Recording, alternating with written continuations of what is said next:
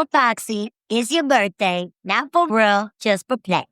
This is Cree Summer, and Moana Nui will be right back.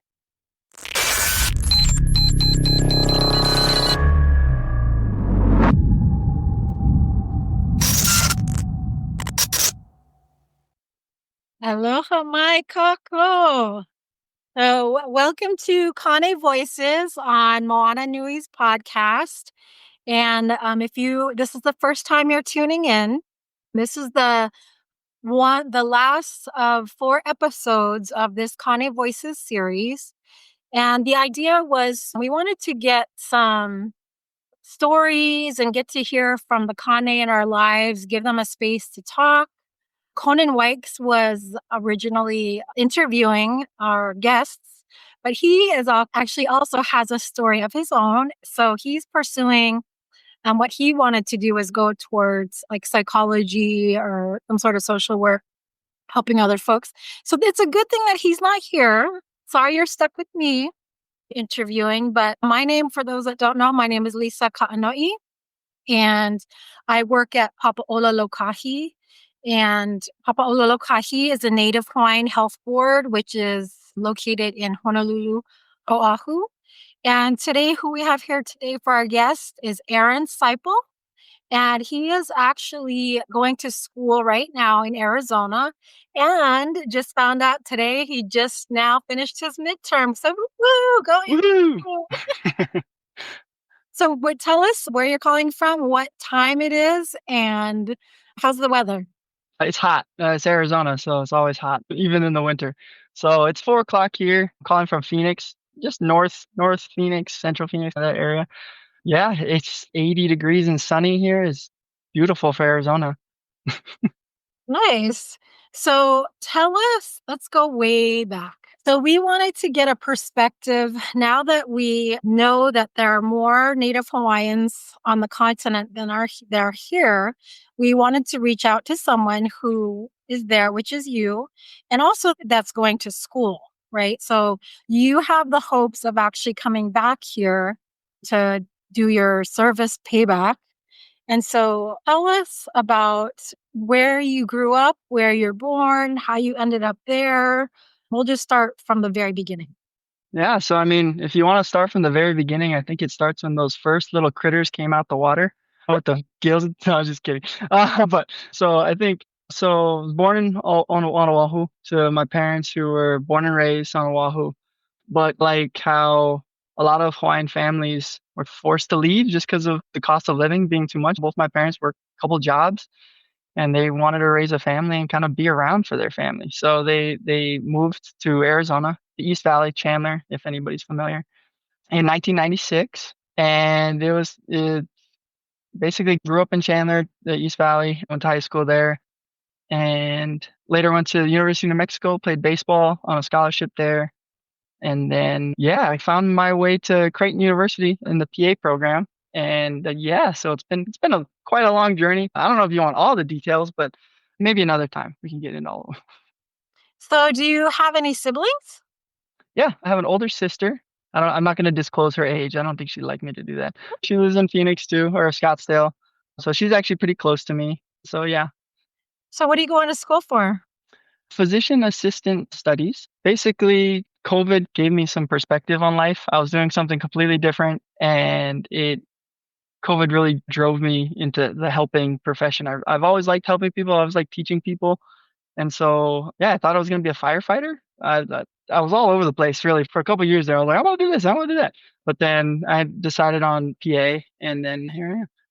So is anybody else in your family in healthcare or firefighters, or how did that happen? What made you think, I want to do this? So both my grandmothers, my Grammy was an LPN for some years, and then my maternal grandmother was the nursing manager at Halenani in Oahu for years. And so they were in my life, like in terms of healthcare, but to be honest, I never thought I was going to be in healthcare. As a young boy who played sports and was good at them, I thought I was going to be a pro. And so that was my focus basically growing up. And so was just playing baseball and then trying to get scholarships and stuff like that, and then maybe go pro. Obviously it didn't work. But yeah, I definitely think their input in my life just by being around and having, when I was sick or something, my mom would call my grandmother and be like, "Hey, something's wrong." And having that advocate in your corner is always nice. And so, yeah, also my fiance now, I just got engaged. She was in the healthcare field, and so she didn't nudge me or anything, but I just seeing the way that she interacted with some of the clients and patients she was working with, like really inspired me to get into healthcare. Nice. Thank Congratulations. you. So you guys thinking of having a wedding there or here? That's too soon. Too soon to ask That's them. too No, soon, I, too soon. I don't know. I'm in school. I don't know. You gotta ask her. I don't know. That's true, yeah. And so Erin is one of our scholar awardees. So how did you hear about the Native Hawaiian Health Scholarship?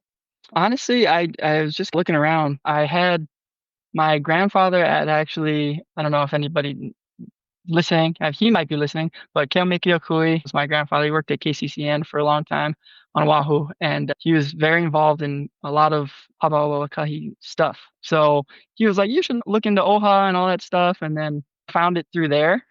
And yeah, I applied, and rest is history. Very nice. So what is so going to school, so you spend most of your life on the continent, correct? Yeah. And then you're trying to find your way back home. And what do you want to do when you get here, when you pay your service time? My focus and my real passion, I guess, is to work in the geriatric community. So helping kupuna, that would be my ideal situation. I think I was driven into that from my paternal grandmother. She was diagnosed with early onset Alzheimer's, and seeing how the caretakers and our family were taken care of by those caretakers during those hard years, it was amazing to see. And I knew that I wanted to be a part of that. And so to be able to help more than just someone suffering from Alzheimer's or dementia, cancer, anything like that, helping the family too is something that I truly value. And I think that would be my ultimate goal, is to work in that community. Very nice. So I know that there's part of it is part of the diaspora, right? So you're Hawaiian, but you're there. And so there's this longing or yearning to come back. And there's always this feeling of not being Hawaiian enough, or I want to go back and get to my roots and stuff like that. And so, do you want to talk a little bit more about that and how the challenges or how that's going over there? Do you get to see get involved in any other Native Hawaiian events or communities over there? Yeah, so that's a very close topic to me, I guess. I've felt that way most of my life, is where I felt that I was always the most Hawaiian in the room. But I wasn't surrounded by Hawaiians or anything like that. So I always felt a little different. And then going back to Hawaii and seeing my cousins and stuff like that, it was always weird because I was like, am I as Hawaiian as they are? It's a weird situation to be a part of. And so I think my parents did a really good job of trying to raise me Hawaiian. And we were involved really early on in a lot of the Aloha festival. There's an Aloha festival actually coming up in Tempe that's actually pretty big. But I remember in like early 2000s, there was like 10 tents up in the middle of Phoenix in the summer, and it was hot, and everybody was sharing food and stuff like that. It was very different, but now it's huge. So there's definitely a big community of Hawaiians over here. And so, what else do you do to try to stay connected or feel connected, or because you're going to be in the Native Hawaiian community here helping our kupuna. So how are you going to be able to get adjusted back home? Yeah, I mean, I think for me, it's one thing that I do a lot is talk to my family, because obviously they're all born and raised on Oahu. So talking to them about just some of the experiences that they've gone through, and just picking here and there some of the language too. I grew up with some Hawaiian, some pidgin, some in the house, but then when I go to school, you never heard it. So picking up those words and learning the language a little bit, that's definitely something that I've been striving to do, especially lately, knowing that I am going to be going back. I never thought I would. I always, like you said, yearned to go back home, and I never felt like it was going to be an option for me. And so yeah, it's an amazing opportunity for me to go back home and, I don't know, reclaim what's mine, I guess. I don't know. It's something that I've not necessarily was taken from me. Okay, maybe we could dive into that, I guess, a little bit later. You know, yeah, I'm really excited. I'm trying my best to get up to speed, if you will. Right. So one of the reasons why we did this podcast and a couple other things, why we call it Kāne Voices and why we decided to have all our guests be Kāne is because we realize that there is not as many Kāne in healthcare as we would like. And so it's trying to find out like where where are they at and where are they thinking and what triggered them to choose the path that they chose, right? And so it's trying to uplift folks such as you, especially that are on the continent, trying to come back. And so we want to grow our own healthcare providers, right? And so I guess in the places that you work at, even there, what is it? Is it mostly female? Is it some male? Are you the only male? And how do you interact? Yeah, I mean, I think in nursing, that's where I got my start in healthcare. I was a CNA at a hospital, and I was, I think, one of 5 guys on the entire unit. Now, that's not to say the docs, most of the docs there it was like 50-50, I'd say. But yeah, being one of 5 men on the entire unit, it's weird because you stick together. It's, oh, hey, you're a guy. It's not, we're not trying to like not talk to the women or anything like that. It was just like, oh, hey. But yeah, and I think it's a really important thing because I think there is, like you said, there's been a shift and it's very female heavy. And it's not, and I don't want to upset anybody. I 100% believe that the wahine should be in these roles and in physicians' roles, physician assistant roles, and things like that. But there is a need for men, and there's a growing elderly population, and so knowing that about 50% are men, right? So it'll be helpful to have more men treating other men just because they know what they're going through and some of those other social things that maybe a woman doesn't understand. Right. And so I guess so whenever I get into my work lingo, and I'm around other people in workforce, we're healthcare in general we're in a crisis, right? Nationwide anyway. And so I think for healthcare, we're in direct competition with every other occupation there is, right? Yeah. Because some people don't want to go to school. They want to make money right away when they get out of high school, or they got to provide for their families.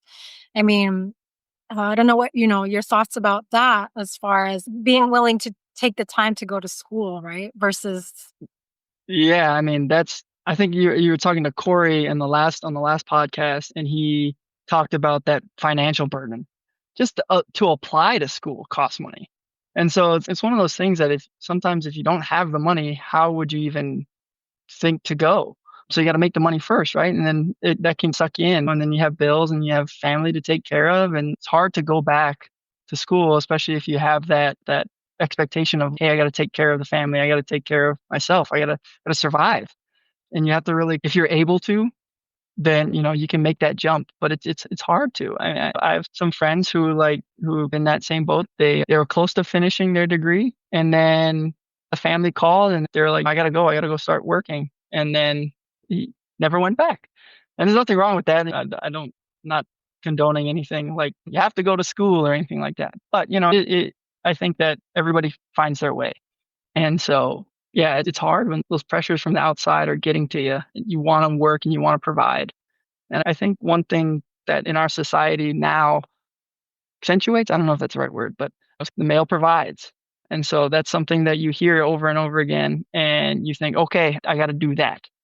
Right. And so it may not be true, socialization and all that stuff, but I think that's something that a little boy hears when he's, okay, I'm going to go to work like dad. I'm going to protect my family. I'm going to provide for them. I'm going to do all these things. And sometimes healthcare isn't that thought.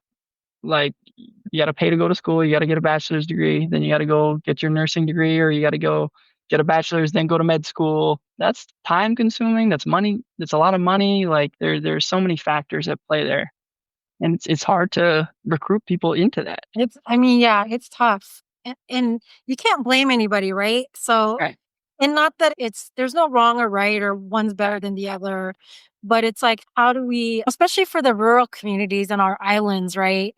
Where we really need primary care providers really bad, Yeah. right? And so, yeah, it's trying to like make a connection on someone who feel, because there's also perception like my parents are going to make me go to college. You got to go to college. You get brainwashed. You got to go to college. You got to go to college. Right. And you get so brainwashed, you don't even know what you want to do yet sometimes. Yeah, exactly. And you're just doing what you're told. And sometimes people just don't figure it out until later, right? Right. Yeah. I mean, and that kind of what happened to me. I mean, I knew I needed to go to school, and then I got there, and I was like, well, I don't actually like doing what my major is. So I was like, well, What was it? Can I ask? communications and like journalism. So oddly enough, I'm on a podcast doing this. So I got pulled back in somehow. But so yeah, so I thought I was gonna love it, and then it turns out it just wasn't for me. And so I got pushed into some other things. I was in construction. I painted houses. I was doing all sorts of stuff, and then I found my way into this, and this just feels right. So can I ask you about how you chose PA versus being a nurse, being a doctor, being a lab or radiology? I mean, there's all aspects of healthcare, not just the clinician part of it. Right. Yeah, I think there was a point where I was like this close to going to nursing school, but just working day to day in the hospital, I felt like I wanted to. I was looking at a patient's electronic records and their medical records and stuff like that, and going through their orders to see what I needed to do for the day. And I saw a couple of PAs like that signed a thing. I was like, whoa, that's cool. I was like, they can do that? I was like, wow, okay. And then and just seeing like some of the things that they were doing in the hospital was so cool to me. And I was like, wow, okay, so it's I think it's the perfect position for me. I like to interact with people, and you get to do a lot of procedures as well. And I like to do stuff with my hands. I was in construction, right? So like it makes perfect sense for me to sew somebody up or something like that, and also talk to them, crack jokes. You know what? That's my kind of personality. So that was what was important to me. It was interacting with the patients and also being able to be a part of the decision making process. I think that's one thing that's really cool about being a PA is you get that same nursing interaction with patients where you're with them a lot more than a doc, but you still have some of those decisions to make, like physicians. Nice. And so, as far as being a PA, right? So, there's NPs, there's mid levels, right? So, there's a Hmm. doctor, then there's mid levels, then there's nurses, and then the supporting staff. And so, did you ever think of going into psychology or social work or just what you said just now? You just saw that and you're like, cool, I want to try that. Yeah, I mean, I did think about psychology a long time ago. This is like my undergrad, so I thought about it, but at that time, science was scary to me. So and here I am in a medical program. And I'm like, yeah. But so I was a little afraid of science back then. And so I thought about psychology because I am really interested in kind of what's going on upstairs. And so I think that's something that is really cool. But I think it was mainly, so like I said, I was thinking about going into firefighting and got my EMT certification. And in that process, I really started to like learning about the medications and learning about the different types of treatments that advanced practitioners could provide.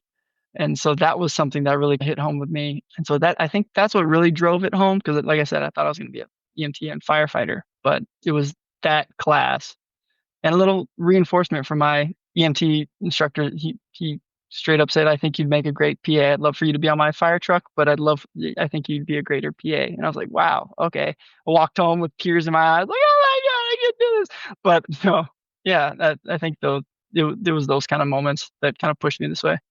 Yeah. So that sounds like it's a core memory of what triggered this. And so, for example, there's a lot of folks that are first time college graduates, right? First generation college graduates.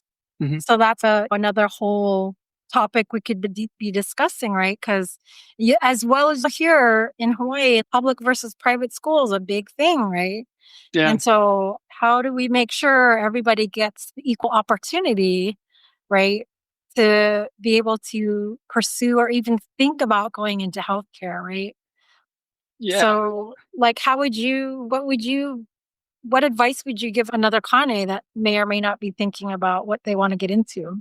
I think I would tell them, that's good. That's a very good question. I'm sorry, I don't know if you heard my dog in the background, but I think I would tell other Kane to look at what it is that it means to be a man in this society. And if it means going to work, taking care of the family, or if it's taking care of others, or it's taking care of the community, what is your kuleana, if you will? What is it that's going to give you the most fulfillment from your life? And what are you going to be happy about when you're 40 years down the road? Are you going to be able to look at yourself in the mirror and be like, wow, I'm proud of what I did? I think healthcare is something that like you can't look back on and be like, wow, that was a terrible choice. I've never met anybody like that. And so I think helping others and looking to the community, if that's important to you, I think I would highly suggest you get involved in a medical club or something like that, or just start poking your nose around. Start asking your primary care doc, hey, like, how do I do this? This is really cool. I would like to help people too. I think just asking questions, because it took a lot for me to even find this. It was like my instructor pushed me that direction. And I had a friend, luckily enough, who just graduated PA school. And so he was telling me about it. And so it really took a lot of looking around and asking questions and figuring out what it is that I wanted. And I think that helped push me into healthcare and helped me decide that I wanted to be a PA. Do you think so? We talk a lot about how we are going to try to do outreach to children, right? So, for example, if there's folks that don't have any family members that work in healthcare, they're not exposed to that, right? Right, totally. So, how do we make that appealing to them, right? And so, one of the things is like trying to reach out to middle school, elementary school to start planting the seed. Do you think that would have made a difference for you? Like, when was it the first time you were exposed to like healthcare other than seeing a doctor yourself? Yeah, like I said, my grandmother was a nurse, but I never really saw. I mean, she lived in Hawaii and we lived in Arizona, so I was never really exposed to her at work, if you will. And so, yeah, besides seeing the PCP myself, never. I can't remember a time when I was in high school or anything, or middle school, where career day or anything like that, where a doc came in or a PA came in and was like, "Hey, this is what I do. Would you like to do that?" I think just putting PAs in front of the community and putting nurses and putting, especially like male nurses and stuff like that, showing that up to little boys around the islands, like, hey, I can be a nurse. I can help other people. I can be a PA. I can be a doc. Like, it's not out of the realm of possibility for me to do that, even though, yeah, maybe my parents never went to college but I could do that. And so I think there's a lot of programs out there that would absolutely love to have the perspective of a Hawaiian man. I think Hawaiian men and Hawaiians in general bring such a different perspective, especially when it comes to like Western medicine and Western education and stuff like that. I think that we think differently. I don't know. I just it's something that I've noticed about myself when I'm talking to other people. I'm like, huh, I didn't think of that, but I was thinking this, and they're like, huh, I was never gonna say that. And I was like, oh, okay. And so it's just something I've noticed over time. But I think that, yeah, I can't remember. I lost my train of thought there. No, it's fine. But It's fine. Yeah. So we've been trying to work on, we just did some interviews about some Kane, and we didn't pose the question about healthcare. We just wanted to find out what their thinking was when they picked the occupation that they picked. And so we partnered with a professor. And so some of the students did this as a project. And so a lot of it in the age range, I think from the Kane that they interviewed was like from over 60 to like in their 20s, right? So there was a okay, age yeah, range, right? And so it's just some of it, I think, had a lot to do with the circumstance that they were in at that time, right? yeah, So how do and knowing that after they did that, now it's like, how do we use that information to expose Kane that are younger now, like even kids, yeah, to even to think about it? Because a lot of the times, all they think about are doctors and nurses and dentists, right? When there's so many other, like a whole hospital needs like Oh yeah, so much staff. There's so many people that are so helpful in the whole process of just w- having the hospital run. It it takes a myriad of different types of workers, different types of people to make it tick. You're absolutely right. Yeah, I think the appeal of work in general is in a hospital and in life and really important. Just knowing what it is that you want to do and having that sense of purpose. So we have a question. What advice would you give to parents to support their keiki kane who want to pursue a degree in healthcare? I would I think I would tell them to tell their kids to be patient. I think it's a very long road to get into healthcare, any type. Because I mean, even going EMT, nursing assistant, stuff like that, it takes education and it takes decisions. And so it's a really important choice to make because you don't want to get into healthcare for the wrong reasons either. Because that it's not good for the community if you're going into healthcare for certain reasons.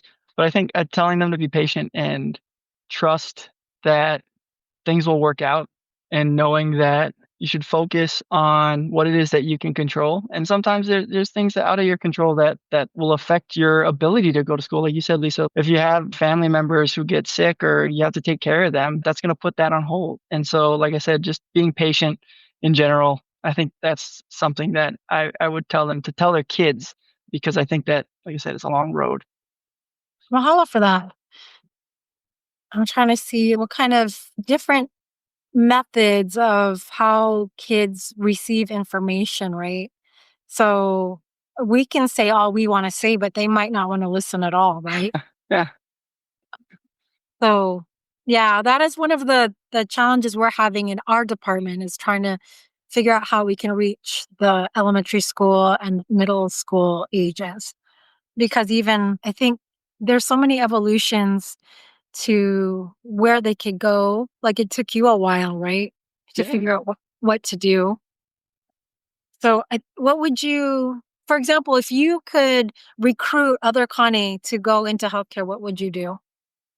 That's a very good question. I think I'd start with responsibility of the kuleana to help others in your community. I think that's something that in the Hawaiian community, especially taking care of auntie down the street is so important. And so what's different than doing that in a hospital setting or doing it in a clinic setting? But this way you can be more part of their life. And I think that's something that's really special and something that provides a lot of fulfillment and joy sometimes. I mean, I think obviously healthcare can be a really heavy field, but I think that when you see somebody get better or when you see that they're making steps and they're making progress in whatever it is that their goals are, I think that seeing that progression is something that's so unique to healthcare and seeing somebody's life change in front of your eyes. And I think that's so special. I would emphasize that point that in healthcare, there's this unique opportunity to help people along so many different steps of their life. And I really think that's what I guess my thought would be to recruit other Kane. So, how did you decide upon the school that you are attending now? Did someone help you, or did you do the research on your own? I did it all by myself. I got lucky. My fiance actually goes there as well. She's in the occupational therapy program, and so I was lucky enough in the application process that we got to visit the school, and she was already there. So they were giving the families tours, and so I saw it, and I was like, "Wow, this is such an amazing campus. I would totally love to be a part of this if they would let me." And luckily enough, they did. I think one thing that I liked about it was the class size. It's a lot smaller than some of the other schools, especially in the Phoenix area. We only have 46 in our cohort, and some of the other schools have like close to 100. And so I thought getting that one-on-one with our professors and actually getting to know them and them getting to know us a little bit would be so much more beneficial for me. And so that was one of the reasons why I chose Creighton. Nice. So was there someone that like helped you like figure out how to apply? And I'm sure there was like an interview and there was like a personal statement or something you had to write. Like how did you do that all on your own as well? I like I said, I had a friend who was a PA and he just got through school. And so luckily he was a perfect resource for me. He'll be like, okay, I'm deciding to do this. How do I do it? And so he helped me walk through some of those early steps. And then I owe a lot to my fiance. She's a great proofreader of essays. So she did a lot of work for me. She didn't write it or anything. I don't want to, don't want to say that, but I wrote it and she was like, maybe you should move this around. Maybe you should do this and do this. And so she helped me edit it. So she definitely one of the rocks to get me into school. As far as the interview, yeah, it was a cool interview process actually. So it was multiple mini interviews. Have you heard of those before? No. Yeah, so they basically give you six, I think it was six, could have been eight. It was a flash, but they give you 6 or 8 different prompts, and they're all kind of ethical dilemmas. And then so you go through each station and describe how you'd respond to that situation. And so it was really fun. Yeah, I mean, if you're nervous and all that other stuff, you put that in the background, but it was fun to do that whole process. But yeah, no, the interview went well, and then yeah, they called me to go to Creighton. So the interview was in person, right? It wasn't like, and so it sounds like it was like a speed dating setup. Like you went station to station to answer these questions. And were there other people in the room with you? No, so it was just the proctor, who they were all the professors. And Okay. so they each got a chance to get to know you. So in some of the other interviews that I did for PA school, it was you'd have 2 professors in there and they'd ask the same questions as every other professor in all their other interviews. So you really each professor got to know you, at least so that they could put a face to a name and things like that. And, well, I like their answer for this and that. So I thought it was a really interesting way to go about it. So with all that you've experienced now, what advice would you give other people that are, one, researching a school, 2, the application process, and 3, what kind of advice would you give folks who are nervous about interviewing? I'll address the last one first. I think the interviewing thing I think a lot of people struggle with that. And I think the more practice you get at interviewing, the better you get. It's like a muscle. That's the way I equate it, at least. You got to work it out. If you don't work it out, And so I think having somebody who's maybe gone through an interview process before, and even just having your mom and dad, if we're talking about the keiki again, they're thinking about going to school or something like that. Just you could ChatGPT is amazing. I don't know if you guys use the AI stuff, but like you could plug in anything and be like, hey, I'm looking for interview prompts. And then it'll spit out a whole bunch of things and you can have mom and dad read it to you. And then you can answer some of those questions. And I think the more and more you practice and even just putting yourself through an interview prompt yourself, but looking in the mirror and looking at your mannerisms and things like that, I think that would really help just build those skills. Because I mean, not many 16, 17, 18-year-olds have a lot of interviewing skills. Right. So yeah, so that's what I'd say for that. In terms for looking at schools, I highly recommend looking at class sizes and looking at what their specialties are. I really think smaller is better. So I said I went to University of New Mexico, but that was after I went to a community college first. Oh.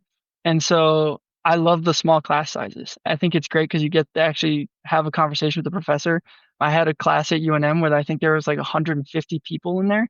I saw the professor when he was up there lecturing, and then he was out the door on the way out, and I was like, okay. So I really think looking at some of those local schools and stuff like that, just like going to a community college and getting your base there, and then you can go out and find things. Because I think the burden of going to school, especially if you want to go out of state from Hawaii, that's going to cost a lot of money. You got to pay for housing, you got to pay for dorms, you got to pay for the food and all that stuff. And my cousin's actually going through that right now. She's looking at schools in Arizona, and so it's an arduous process. And so I would say to look at class sizes, look at what you want to do, at least in theory. Because I mean, as an 18-year-old, I thought I wanted to do something, and then now as 32-year-old, I realized I wanted to do something else. So go in with open mind, look for those smaller class sizes, and practice your interviews. That's what I would say. Very nice. Well, I would open it up to anybody else who may be watching if they have any questions or comments. But it has been great chatting with you, Aaron. I wish you the best of luck and congratulations on finishing your midterms. Thank you. Mahalo for your time, for spending the time with us on Moana Nui's podcast. You are the fourth of our 4-part series of Kāne Voices. Hopefully we'll be able to bring it back. But at this point, with the new administration, we are also busy doing some new work here. And so we're just going to go on pause. And just for an FYI, for those that are thinking about going into healthcare and that are looking to apply to our Native Hawaiian Health Scholarship Program, because of all these changes that are coming down that's affecting everybody, our scholarship program is actually on pause right now until the dust settles. So normally we would be open on February 1st, but right now we're on pause. And so we're going to post information, updates on our website, our social media pages. So Papua Lokahi website. We also have Facebook, Instagram, and X, formerly known as Twitter. Check back for updates there. And then we also have a landing page that has our scholarship information on it. So hopefully we'll still be able to open up the scholarship this year, but we're just waiting day by day, being on standby. So just as an FYI, but appreciate you, Aaron. Congratulations on getting engaged. Sounds like things are looking up for you. And I would just want to thank Moana and Dana and the podcast for allowing us to be here and share. And if you missed us, it will be recorded on their social media pages as well. So everybody take care out there. I know things are a little bit chaotic, but we're trying to stay positive and just keep moving forward. So mahalo, Aaron. Mahalo, guys. Thank you. All right. Ahui ho. Take care, everybody.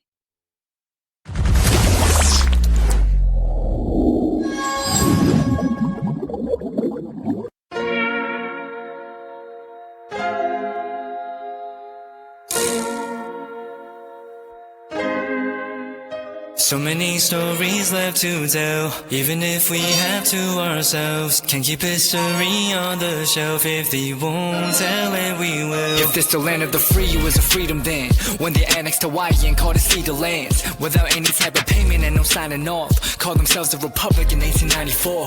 1.2 million acres overtaken from the native Hawaiians. When they resisted, the West retaliated in violence and erasure. The Hawaiian language is banned as part of colonialism's plan to expand, yeah. Stuck between a rock and a hard place. Multiple bombings of Kaho'olawe. As a part of their ongoing war with Asia, used it as a place for target practice. No consent or compensation. Colonizers call for annexation. The work of all the locals. School will never let you know. So many stories left to tell, even if we have to ourselves. Can keep history on the shelf if we won't tell, and we will. Too many stories left to tell, even if we have to ourselves. Can keep history on the shelf if we won't tell, and we will. We will. So if you put Hawaii into perspective, well, Black and Asian history is interconnected. Considering the fight with the Pacific, then of course, versus Asia, they was treated as a middleman for war, but didn't let the Western colorism run its course, cause dark skin was a sign of dignity to core. The land was taken in the name of capitalism, when prior to it was an actual kingdom. Clap back at the system. Stuck between a rock and a hard place. Multiple bombings of Kaho'olawe. As a part of their ongoing war with Asia, used it as a place for target practice. No consent or compensation. Colonizers call for annexation.